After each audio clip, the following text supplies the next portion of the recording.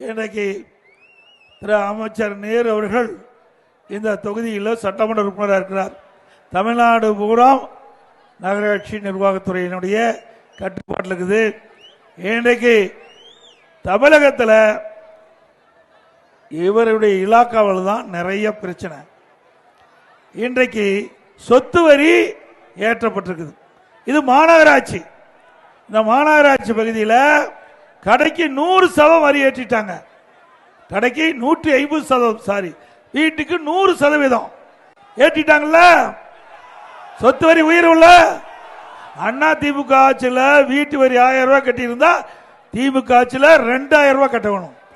அண்ணா திமுக ஆட்சியில் கடைக்கு 1000 ரூபாய் வரி கட்டி இருந்தா இப்ப 2500 ரூபாய் வரி கட்டணும். ஆக இவருடைய இலாக்கா தான் அது. இன்னைக்கு சொத்து வரி உயர்த்தப்பட்டிருக்காங்க, குடிநீர் வரி உயர்த்திருக்கிறாங்க. அதுக்கு குப்பைக்கு வரி போட்டாங்க. அதை கூட விட்டு வைக்கல. குப்பை கூட விட்டு வைக்காத ஒரு அரசாங்கம் திமுக அரசாங்கம்.